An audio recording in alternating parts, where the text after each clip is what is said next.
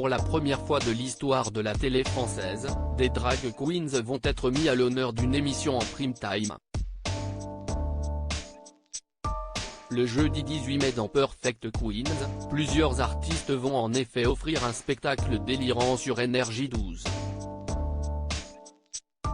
Au lendemain de la journée mondiale contre l'homophobie, la transphobie et la biphobie, Énergie 12 va mettre les drag queens à l'honneur et en prime time.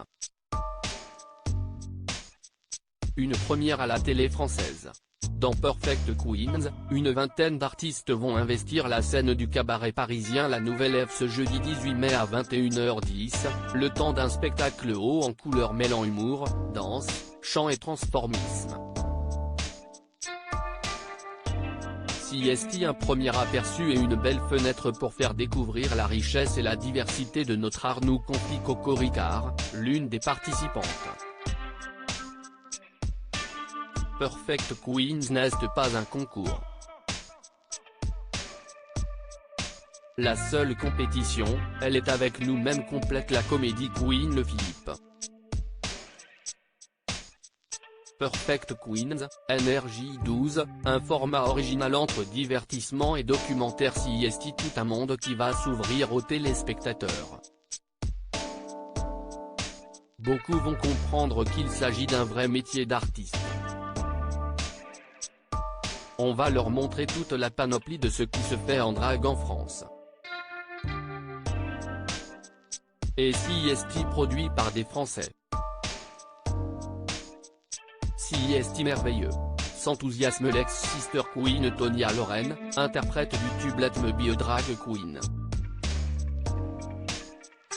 Cette production française signée Frédéric Brézia et Thomas Fontaine, de Lucky Productions, est réalisée par Serge Calfon, se veut à la frontière entre le divertissement et le documentaire. Entre chaque tableau, des interviews ou des séquences tournées en coulisses permettront ainsi aux participantes de Perfect Queens de se faire entendre dans un contexte plus intime, détaille Le Philippe.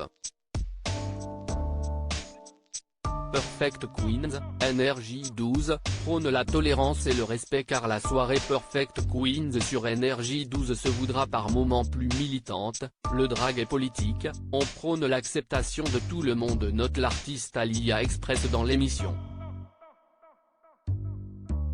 Il est important que les drag queens restent engagées et Palisse abonde de son côté. Coco Ricard. Tonya Loren nuance en revanche légèrement cet aspect politique, CST, un militantisme artistique qui n'est jamais provocateur. Je suis une artiste avant tout. Second rôle de Paloma dans une fiction de TF1 et chroniqueuse le vendredi dans Quotidien, future saison 2 de Drag Race France, Drag Save the Queen sur MCM et 6play, et enfin diffusion à heure de grande écoute de Perfect Queens sur Énergie 12, la multiplication des projets autour des drag queens ces derniers mois semble en tout cas marquer une vraie évolution de la société et des médias français. De RuPaul's Drag Race à Perfect Queens, un mieux qui daterait d'avant même le récent succès de Drag Race France et de Paloma sur France Télévisions, estime Coco Ricard. Le premier avant-après coïncide avec l'arrivée de RuPaul's Drag Race sur Netflix. Beaucoup plus de gens, hors des soirées parisiennes, ont alors pu découvrir notre univers. Ce qui est étonnant, CST, que si les moins de 30 ans et les plus de 60 comprennent parfaitement ce que l'on fait, la tranche des 30-50 ans a parfois plus de mal. Déguisement, théâtre, transidentité, ils sont perdus. Analyse l'artiste.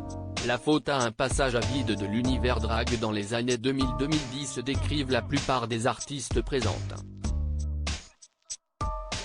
Un retard en passe d'être, enfin, rattrapé.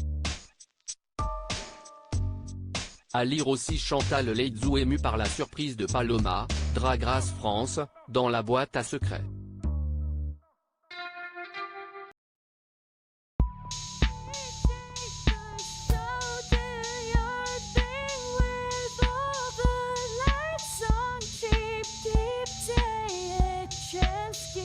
give day a chance. You can just keep